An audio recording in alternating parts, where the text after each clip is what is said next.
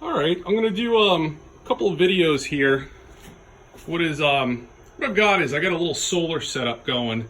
Panels are on the roof, little Harbor Freight deal. Then the Harbor Freight battery charger, battery and inverter. And kind of what I want to show you is what it can run, what it can't. I'm adding a second battery this year. That is an old boat battery. It's like 3 years old. It was dry. I got it from my dad, but it's got good power. And this is a brand new deep cycle. And I didn't understand batteries when I set this up, but when you go with a lead acid, which is your traditional type, really they're only 50% effective, and there's a power rating. Now this is, I think, this is a big battery, 23 amp average for 150 minutes. That's a lot. That's a big battery, but you don't actually get that out, and you can't run. That's a 2000, 4000 inverter. You can't do that. So it tells you what I'm drawing right now. I got 11.8 volts because it's under load and 50 watts. Let me load this up and show what happens with one battery. And I've got my drill I'm gonna run. And I'm gonna plug in some Christmas lights.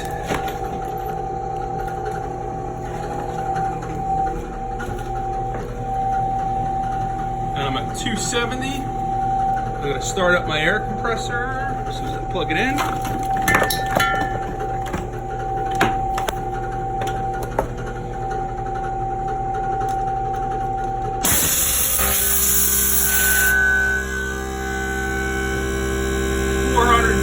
Watts, and dropping quick 11.2.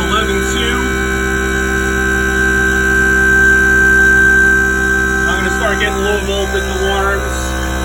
11.4 on here, 11.5. We got a current difference, but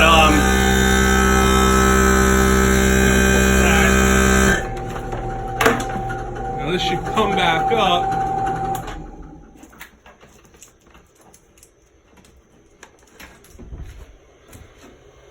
See, I'm back up at 11.7 volts. So the voltage drops under load. And what that affects is power. Now, if you have a 100 amp hour battery and 12 volts, you have 1.2 kilowatt hours, right? But that's not how it works. Really, you only get half. So you get 60 kilowatt hours. And the thing is, you can only make so much current per minute, which is why you need multiple battery sets. And what I'm going to do is I'll hook up the deep cycle, run a similar test. It is a newer battery. I should get a better result. And then I'll hook them both up, and we should really be able to load this thing up, and I might even be able to weld out here with my 110 machine. All right, here's video 2, and I got the new deep cycle battery hooked up. And I'm going to bring the old one in the house and charge it up and do the next video tomorrow. 13.3 volts because it is full, which is good. It's a new battery. And it's saying 0 watts, I think, now. But let's load that up. Turn on the drill. And plug in the Christmas lights.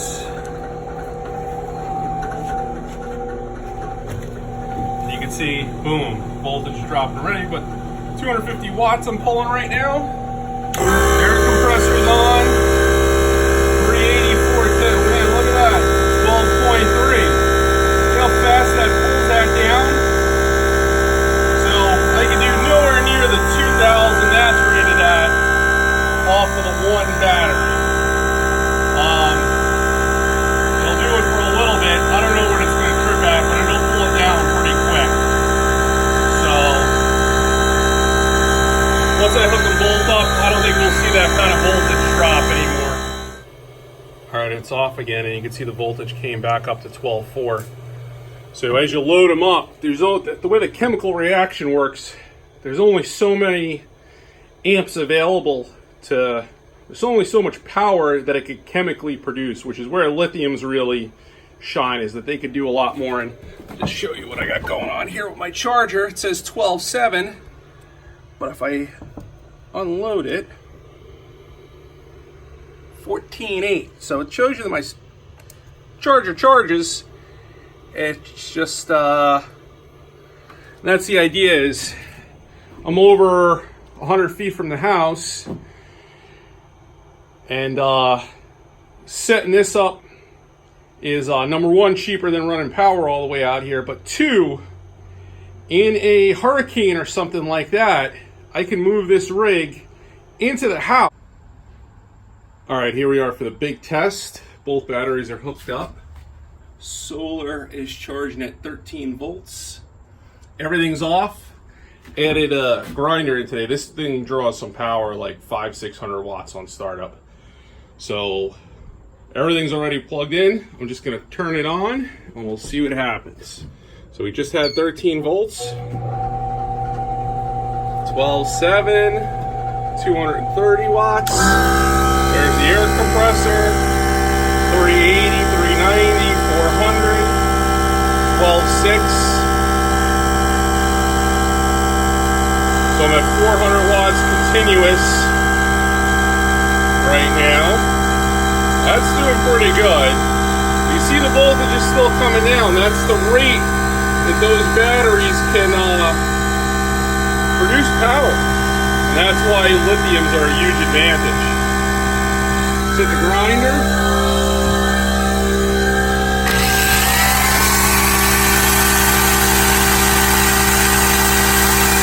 That's 950 watts.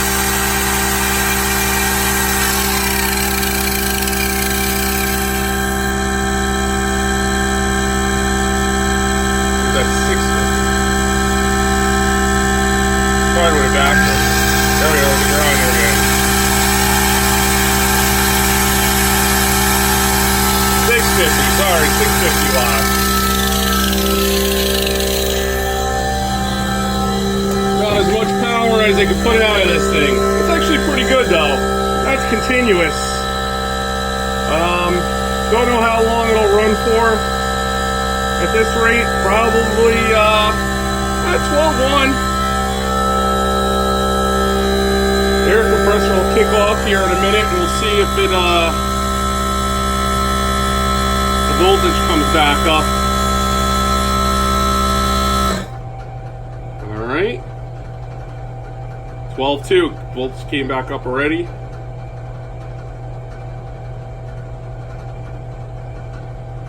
So it could put out about 12.3.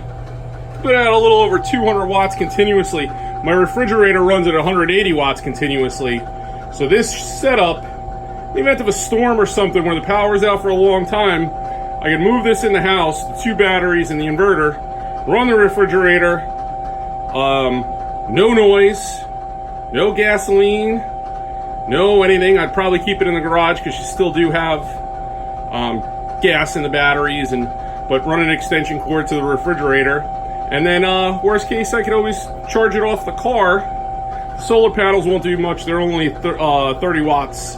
But, you know, it'll get me out of a jam. It'll keep my food cold, and I'd be able to watch TV and charge my cell phone. So it's better than nothing, especially when you can't get gas, you know, which was a big problem after Sandy here.